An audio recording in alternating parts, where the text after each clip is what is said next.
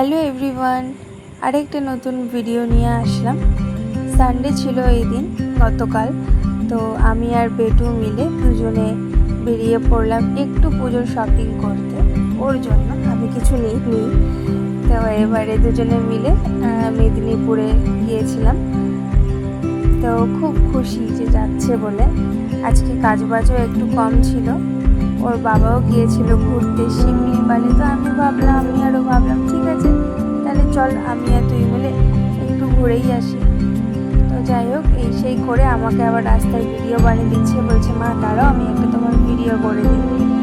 তো ওই সেই এরকম করতে করতে দিয়ে আমরা যাচ্ছি। দেখো কত কাশফুল ফুটেছে। আমি ভাবলাম একটা ভিডিও করে নিই, এত সুন্দর লাগছিল কাশফুলে, পুরো ভরে গেছে মাঠটা কাশফুলে। তো এরকমভাবে আমি আর ও গেলাম শ্রীলেদার্সে। তো শ্রীলেদার্সেও প্রত্যেক বছরই মোটামুটি জুতো নেবে, শ্রীলেদার্স যাবেই পুজোতে, এরকম একটা ব্যাপার স্যাপার।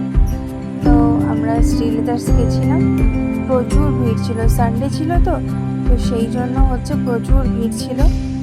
তো সেখান থেকে ও একটা জুতো নিল, আমি আমার একটা বন্ধুর জন্য ও ভিডিও কলে নিল আর কি, একটা ব্যাগ নিল।